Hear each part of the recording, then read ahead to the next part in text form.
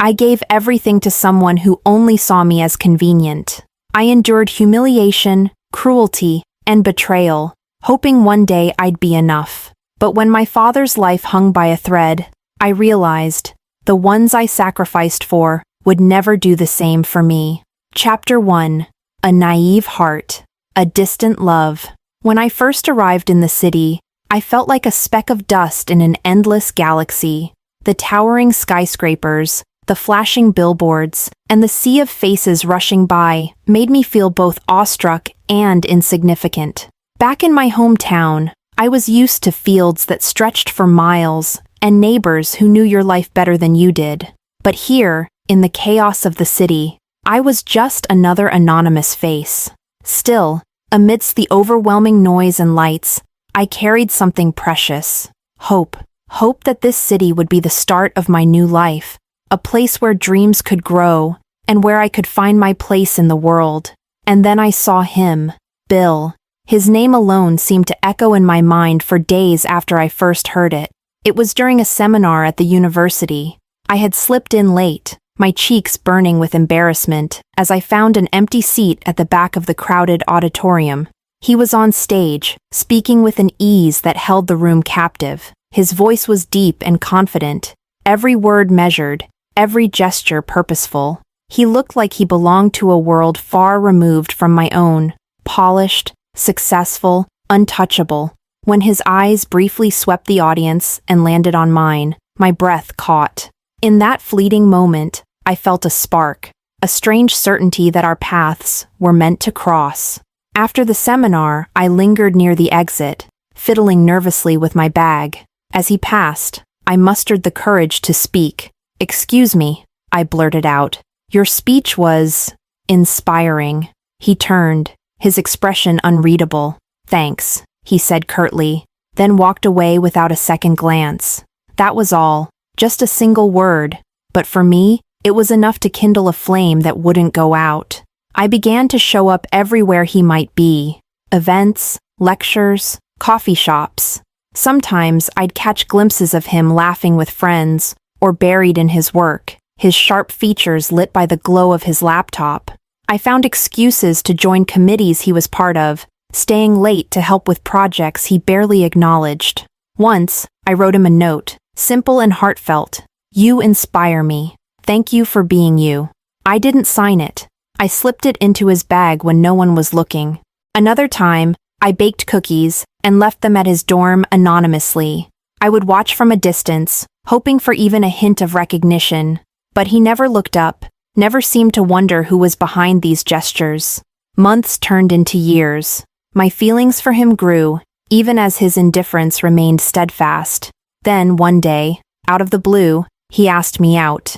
It wasn't a grand declaration. It wasn't even particularly kind. "Do you want to grab coffee sometime?" he asked, as if he were doing me a favor. To me, it felt like the culmination of all my efforts. I said yes without hesitation. Being with Bill was nothing like I imagined. He was distant, often lost in his own world. His compliments were rare, and when they came, they felt hollow, like he was fulfilling an obligation.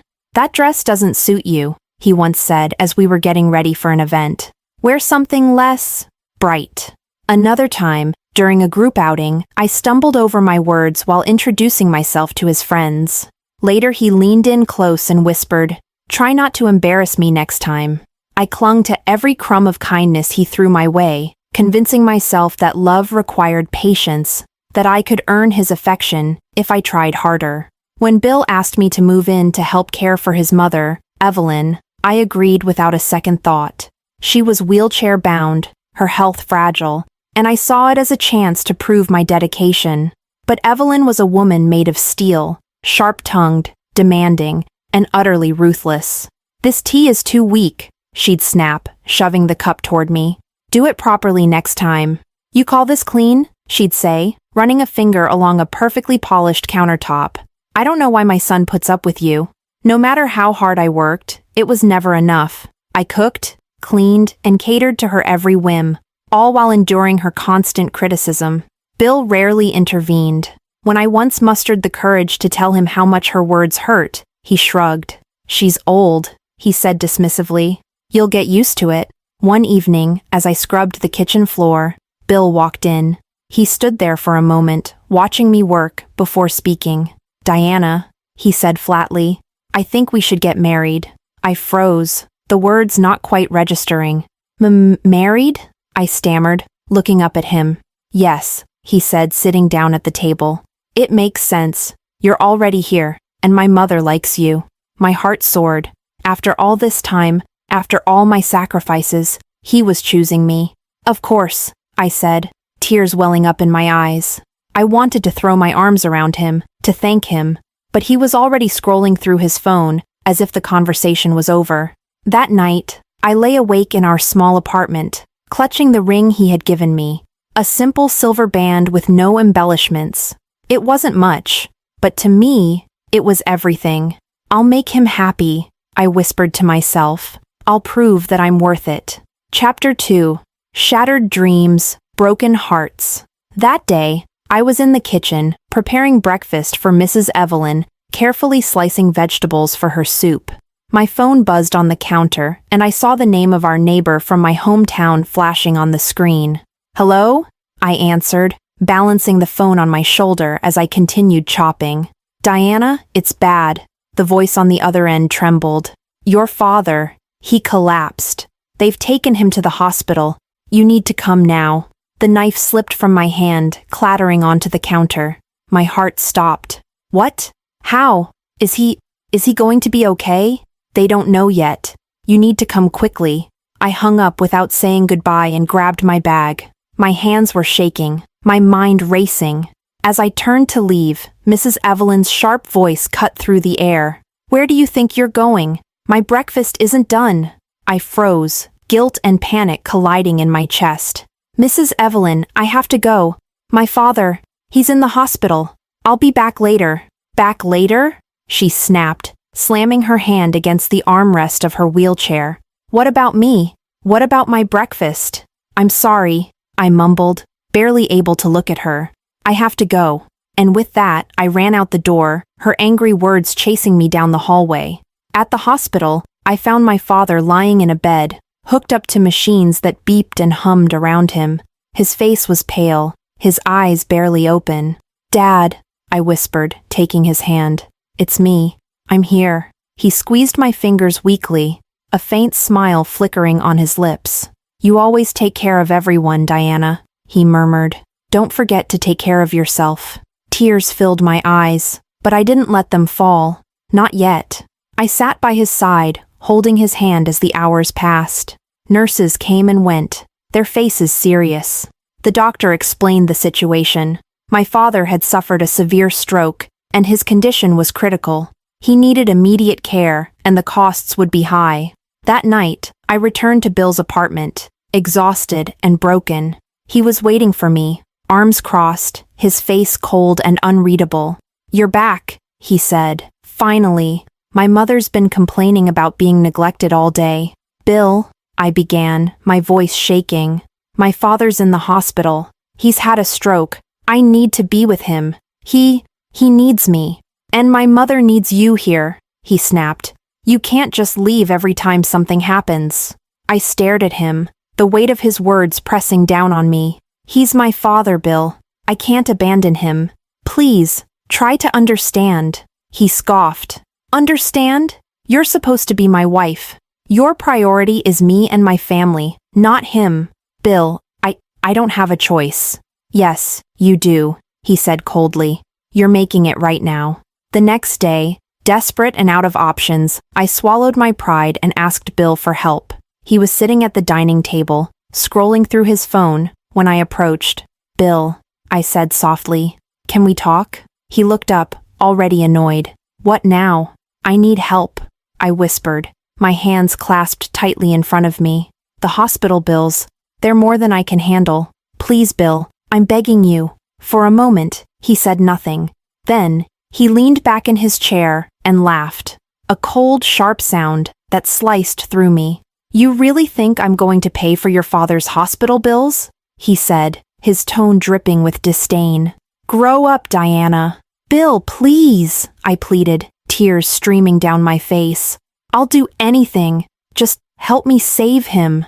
He stood up, towering over me. You don't get it, do you? He said, his voice low and cruel. I never loved you. I only agreed to marry you because you're useful. You take care of my mother. That's all you are to me, a convenient little caretaker. His words hit me like a blow to the chest. I stumbled back, shaking my head. No, that's not true. You don't mean that. Yes, I do, he said, his eyes hard and unyielding. If you're not going to prioritize my family, then I don't need you. That night, as I packed my things, Mrs. Evelyn rolled into the room, her face twisted with anger. You're leaving? She hissed. Good riddance. You were never good enough for this family anyway. I said nothing, too numb to respond. I slung my bag over my shoulder and walked out, her voice following me down the hall. Don't come crawling back when you realize no one else will take you. The cold night air bit at my skin as I walked to the hospital. My heart felt like it had been ripped from my chest, but I couldn't stop. My father needed me. He was all I had left. When I reached his bedside, I collapsed into the chair, taking his hand in mine. I'm here, Dad, I whispered, tears finally spilling over. I'm here. Chapter 3. A guardian angel appears. I sat in the cold hospital hallway, clutching the invoice in my trembling hands. The numbers on the page blurred through my tears. I felt like the walls were closing in, squeezing the last bit of air from my lungs. My father was lying in the ICU, fighting for his life, and I had no idea how to save him. Miss, a nurse called gently, breaking me from my daze. We'll need the deposit for the next round of treatment. It's urgent. Her voice was kind, but her words felt like a hammer hitting me. I don't have the money yet, I stammered. Her sympathetic expression didn't help. I understand, but the hospital policy is strict. You have 24 hours to make the payment, or we'll have to discharge him. Discharge? That word echoed in my head. It wasn't just a word, it was a death sentence. I wanted to scream, to beg them to save him anyway, but all I could do was nod weakly. When the nurse walked away, I curled into the hard plastic chair, pressing my forehead to my knees. I was lost, drowning in despair. There was no one left to help me. Diana? The voice was soft, yet familiar. I froze, wondering if I was imagining it. Slowly, I lifted my head, and there she was. Aunt Helen? I whispered, my voice shaking. She stood there, looking just as I remembered her from years ago. Her hair was shorter now, streaked with silver, and she wore an elegant blazer. Her kind eyes scanned my face, instantly filling with concern. Aunt Helen wasn't just an aunt to me, she had been a second mother. After my family fell into financial hardship when I was a child, she took me in and cared for me, as if I were her own. For years, she was my safe haven. But when my mother passed away, she moved abroad and gradually lost contact. It had been so long since I'd seen her, I almost didn't believe she was real. Oh, Diana, what's happened? Why are you here? You look... Her voice broke off, and she knelt beside me. Tell me everything. I didn't even know where to start. The words poured out of me like a flood, about my father's stroke, the hospital bills, and the life I had been living with Bill. As I spoke, Aunt Helen's face shifted from shock to sadness, and finally to anger. That man, she muttered. How dare he treat you this way? And to think I trusted him with you. I shook my head, my tears falling freely now. It's not his fault. I let it happen. I thought if I worked hard enough, loved him enough, he would care about me. But I was wrong. Aunt Helen took my hands in hers, her grip firm. Listen to me, Diana. None of this is your fault. You've given so much to people who didn't deserve it. It's time someone took care of you. She stood abruptly, pulling out her phone. How much do you need for the hospital bills? What? Aunt Helen, no, I can't. Nonsense. She cut me off, her voice steady and resolute. I won't let you lose your father because of money. Tell me the amount. I hesitated, my pride battling with my desperation. Finally, I whispered the number. She didn't even flinch. Consider it done, she said, dialing a number. Within minutes, she had transferred the funds directly to the hospital. I stared at her, my mouth dry. I don't know how to thank you, I managed to say. Aunt Helen sat back down beside me, placing a hand on my shoulder. You don't need to thank me, Diana. Your family. But this isn't all I'm going to do. Her eyes softened as she continued. I've been thinking about this for a long time. My children have all they need, and I want to share what I have with you. You deserve a fresh start, away from all this pain. I blinked at her, unable to process what she was saying. You want to give me money? I want to give you freedom, she said simply. Freedom to build the life you deserve. That night, as I sat by my father's bedside, I felt something I hadn't felt in weeks. Hope. For the first time, I saw a way out of the darkness. Aunt Helen stayed by my side for days, helping me navigate the chaos. She wasn't just paying the bills. She was reminding me of who I was before all this began. You're stronger than you think, Diana, she told me one evening as we shared a quiet meal in the hospital cafeteria. And you're worth more than what anyone else has made you believe. Promise me, you'll never settle for less again. I nodded, tears welling up in my eyes. I promise. And I meant it. Aunt Helen wasn't just my aunt. She was my guardian angel, sent to pull me out of the abyss. And I knew, no matter how hard the journey ahead might be, I wouldn't be walking it alone. Chapter 4. Rising from the Ashes. When Aunt Helen came into my life again, she didn't just save my father. She saved me. For years I had forgotten who I was, buried under the weight of trying to make others happy. But with her help, I started to see a different future. One where I wasn't just surviving, I was living. It wasn't easy at first. I didn't wake up one day feeling like a whole new person, but I started small. One morning, I stood in front of the mirror and really looked at myself for the first time in years. The woman staring back at me looked tired, worn out, but there was still a glimmer of something in her eyes. Hope, maybe. That day, I decided to do something I'd never done before. Put myself first. I signed up for an art class I'd been too scared to take. I started running every morning, feeling the cold air on my face and the burn in my legs. It was painful, but it made me feel alive. And then, one afternoon while cleaning out my closet, I found the engagement ring Bill had given me. I held it in my hand, staring at the cold, lifeless band. It wasn't a symbol of love. It was a reminder of everything I had endured. I didn't hesitate. I walked to the nearest bridge and flung it into the river. As it sank beneath the water, I felt a strange, freeing sensation. Goodbye, Bill, I whispered, turning to walk away. It was a sunny afternoon when I met Carl. I was browsing a bookstore, flipping through self-help books, when I accidentally bumped into someone. Oh, sorry, I said, looking up to see a man holding a cup of coffee. No harm done, he said, laughing softly as he helped me pick up the book I had dropped. Interesting choice, he added, glancing at the cover. I felt my cheeks flush. Yeah, I guess I'm trying to figure things out. Aren't we all? He replied, smiling. I'm Carl, by the way. I hesitated for a moment before answering. Diana. What started as a simple apology turned into an hour-long conversation. We talked about the books we liked, the struggles we'd faced, and the little joys that kept us going.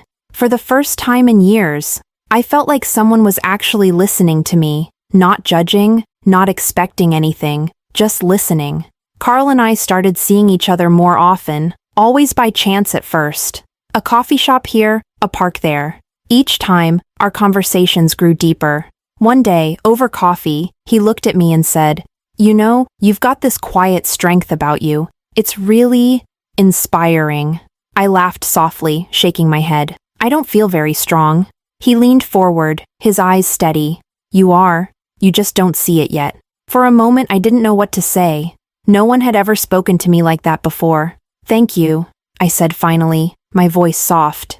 Through my time with Carl, I kept working on myself. He wasn't the reason I changed. That was something I had to do on my own.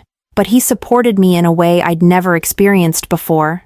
I started painting again, something I hadn't done since I was a teenager. I found joy in the colors, the textures, the freedom to create something that was entirely mine. One evening, as I sat at my desk, sketching a scene from memory, my phone buzzed. It was Bill. For a moment, I just stared at the screen. The old me would have answered, desperate to please him, to make things right, but not this time. I hit decline and blocked the number. Then, I turned back to my painting with a smile. As Carl and I grew closer, I realized something incredible. He didn't care about my past or my finances. He didn't ask about my money or judge my choices. He loved me for who I was, not what I could offer him. One day, as we walked by the river where I had thrown Bill's ring, Carl stopped and looked at me. "You're quiet today," he said. "What's on your mind?" I hesitated, then took a deep breath. "I've been through a lot. I'm not the same person I used to be," he smiled, reaching for my hand. "Good. I like the person you are now." His words settled something inside me, a peace I hadn't felt in years. Chapter 5. A Reckoning of Power. The whispers reached my ears before they reached my heart. Small towns had a way of carrying rumors faster than the wind. It wasn't long before Bill and his mother, Evelyn, heard about my newfound fortune. I could imagine the fury twisting their faces, knowing that the woman they discarded had risen above them. But I didn't care. Their opinions no longer had the power to shake me. It was an evening like any other. I had just stepped out of a cozy cafe, holding a book I'd picked up earlier in the day. The autumn breeze was crisp, tugging gently at my scarf. For the first time in a long time, life felt peaceful. "Diana," the voice was sharp, cutting through the calm like a jagged blade. I froze for a moment, my heart sinking, though I refused to show it. Slowly I turned, and there he was. Bill, hurrying toward me with a desperation I had never seen before. Behind him, Evelyn sat in a wheelchair, her expression unusually subdued. She looked frail, but her eyes were sharp, watching me like a hawk. "Bill," I said, my voice as cold as the wind. "What are you doing here?" He stopped a few feet away, wringing his hands like a guilty child caught in a lie. "Diana, I've been trying to reach you. I made a mistake. We made a mistake." "Did you?" I asked, crossing my arms and tilting my head. Evelyn's voice broke in, softer than I'd ever heard it. "We were wrong, Diana. You were always so good to us, and we didn't appreciate it. Please forgive us." The words felt foreign coming from her mouth. This was the same woman who had belittled me, degraded me, and treated me as nothing more than a servant. I kept my face neutral, unwilling to let them see how absurd I found their charade. Bill stepped closer, his eyes wide and pleading. "I was a fool, Diana. I didn't see how much you cared for me until it was too late. I still love you." A bitter laugh escaped me before I could stop it. "Love?" I repeated, my voice dripping with disbelief. "You call what you did to me love?" His face twitched, but he quickly composed himself. "I know I hurt you, but I've changed. I swear, Diana, I've changed. Please give me another chance. Let me make things right." He fell to his knees, grabbing my hand with a fervor that would have made the old me melt. "I can't stop thinking about you," he said, his voice cracking. "You're everything to me." Behind him, Evelyn nodded earnestly. "You've always been like a daughter to me, Diana. I know I was harsh, but it was only because I wanted the best for you. Please, come back to us."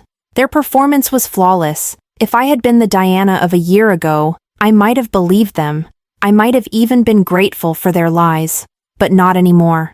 I pulled my hand away from Bill's grasp, stepping back as I spoke. My voice was steady, firm, and unyielding. "No, Bill, you don't love me. You never did. What you loved was control. What you loved was what I could do for you." "Diana, please," he started, his tone desperate, but I cut him off with a sharp wave of my hand. "I'm done being used," I said, my voice rising with each word. "You threw me out when I needed you the most. You humiliated me, treated me like nothing, and now that you think I have something you want, you come crawling back?" I took another step forward, staring him down. "You disgust me." The mask fell from Evelyn's face. Her lips curled into a sneer, and her voice turned venomous. "You ungrateful girl," she spat. "After everything we did for you," I laughed, a cold, hollow sound.